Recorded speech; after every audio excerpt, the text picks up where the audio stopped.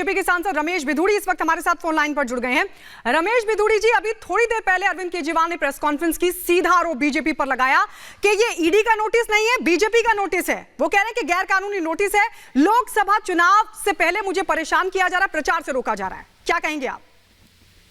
देखो, जब सिसोदिया जी गिरफ्तार हुए थे और ईडी उनसे पूछताछ करना चाहती थी तो नौटंकी की कि हमें प्रचार से सिसोदिया जी को इधर उधर गुजरात में रोका जा रहा है। हमारे देश के अंदर हर वर्ष चुनाव होते हैं, कभी किसी स्टेट में, कभी किसी स्टेट में। तो क्रिमिनल की फैसिलिटी सुटेबिलिटी के अनुसार उसके खिलाफ एक्शन लिए जाते हैं क्या? देश में दो प्रकार के कानून है क्या? वीआईपी केजरीवाल के लिए अलग। आज सुबह भी इन लोगों के जो मंत्री हैं तीनों ने प्रेस कॉन्फ्रेंस करके एक जनमत संग्रह करने का केजरीवाल ने कोशिश की थी, मुझे गिरफ्तार किया जाएगा। एक चूहे का बच्चा तक भी इनकी कोठी पे नहीं पहुंचा, इनके समर्थन में दिल्ली का व्यक्ति। अब ये जो कह रहे हैं कि ये गैरकानूनी है, देश के अंदर अदालतें हैं। हमारे देश में तो आतंकवादियों की जान बचाने के लिए भी रात को 1 बजे सुप्रीम कोर्ट खुल जाता है। आप इतने कट्टर ईमानदार हैं तो आपका जो वकील कहता है उस वकील का नाम कोट कर दो आप। आपने तो 8-8 करोड़ रुपए दिए सिंघवी साहब को अदालतों के, उनसे स्टे ले लीजिए ईडी के समन के खिलाफ। अगर समन इलीगल है, हमारे देश का कानून में एक के बाद एक सीढ़ी दर सीढ़ी व्यवस्थाएं हैं।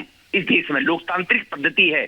तो आप अगर कट्टर ईमानदार हैं, आपने अगर किसी को टेलीफोन नहीं किया, आप कहते हैं सबूत नहीं है उनके पास, तो आपको टेलीफोन की वो रिकॉर्डिंग दिखा देंगे जो आपने फोन किया, मेरे आदमी है, इसको शराब का ठेका दे दीजिए, आप चिंता मत करो, आंख बंद करके। 5% से 12% कमीशन क्यों करवाया गया उन शराब माफियाओं का? वो 7% ज्यादा देने का कारण क्या था, ये बता दे केजरीवाल साहब जाके जाए।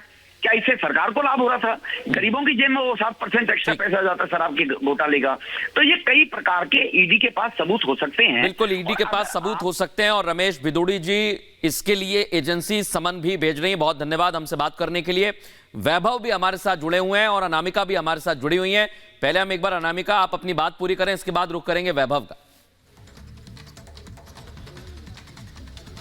मृदुल, यही बता रही थी मैं कि जिस तरह से आम आदमी पार्टी के नेता प्रोपोगेंडा फैला रहे हैं, बीजेपी ये कह रही है कि ये प्रोपोगेंडा फैला रहे हैं, ये माहौल बनाने की कोशिश कर रहे हैं, चुनाव से पहले सिंपैथी गेन करने की कोशिश की जा रही है आम आदमी पार्टी की ओर से। हर बार देश में हर 3 से 4 महीने में चुनाव होते हैं, तो क्या कभी भी ईडी अपना काम नहीं करेगी? क्या कभी भी अरविंद केजरीवाल से सवाल नहीं पूछे जाएंगे? ये सवाल भारतीय जनता पार्टी की ओर से पूछे जा रहे हैं। आप लगातार संस्थाओं पर सवाल खड़े करते हैं, सीबीआई ने अपना काम किया तब भी सवाल खड़े किए गए, ईडी अपना काम कर रही है तब भी सवाल खड़े कर रहे हैं। अगर आपके पास कोई जानकारी है तो आप सवालों का सामना कीजिए और बता दीजिए, और नहीं है तो आप उन चीजों को भी सामने रखिए ईडी के। लेकिन अरविंद केजरीवाल क्या छिपाने की कोशिश कर रहे हैं? क्यों नहीं आखिर ईडी के सवालों का सामना कर रहे हैं? 3 समन हो चुके हैं, 4था समन बस भेजा जाने वाला है। लेकिन उससे पहले अरविंद केजरीवाल गुजरात दौरे की जानकारी उनके मिल रही है, तमाम जगहों पर जा रहे हैं, चुनाव प्रचार में व्यस्त होने की बात कह रहे हैं, 26 जनवरी की तैयारी में व्यस्त होने की बात कर रहे हैं। जो बातें मृदुल उन्होंने कल अपने लेटर में की हैं, जो जवाब दिया गया है ईडी को, उसमें एक बात तो साफ है कि अरविंद केजरीवाल फिलहाल तैयार नहीं है जवाब देने के लिए ईडी के सवालों के। और यही वजह है कि बार-बार टाला जा रहा है कि, और भारतीय जनता पार्टी ये कह रही है कि ईडी के सामने के पास सबूत है, इसलिए अरविंद केजरीवाल को क्वेश्चन करने को बुलाया जा रहा है। अनामिका, अरविंद केजरीवाल और ईडी को लेकर जिस तरीके की बनती हुई दिखती है, जिसमें अरविंद केजरीवाल के पास कोई जवाब नहीं है, यही हालात बन रहे हैं। वैभव, सवाल ये जो अरविंद केजरीवाल उठा रहे हैं कि जो बरामदगी अगर पैसे की हुई, अगर मनी ट्रेल है, तो पैसा कहां है, वो ये भी बार बार पूछते हैं। सुमित, देखिए, राजनीति में जिम्मेदारियां हर एक राजनेता सिर्फ उतनी ही उठाना पसंद करता है जितनी उसके लिए सुविधाजनक हो। अरविंद केजरीवाल की प्रेस कॉन्फ्रेंस भी इसका जीता जागता उदाहरण है, क्योंकि इस प्रेस कॉन्फ्रेंस से पहले यह लगभग तय था। हम और मेरे सहयोगी जतिन उस बात का जिक्र भी कर रहे थे कि वो प्रेस कॉन्फ्रेंस में आखिर बोल क्या कुछ सकते हैं, और ठीक लगभग उतना ही अरविंद केजरीवाल की तरफ से इस प्रेस कॉन्फ्रेंस में बोला गया।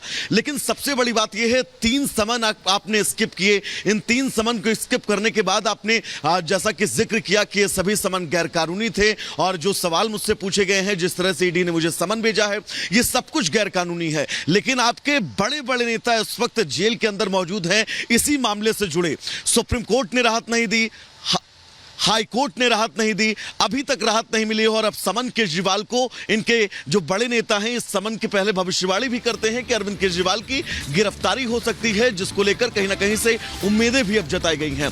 फिलहाल रिपब्लिक भारत इस खबर से जुड़ी एक अपडेट्स आप तक सबसे पहले पहुंचा रहा है। यहां रुकेंगे एक बहुत छोटे से ब्रेक के लिए, कहीं जाएगा नहीं, जल्द वापस लौट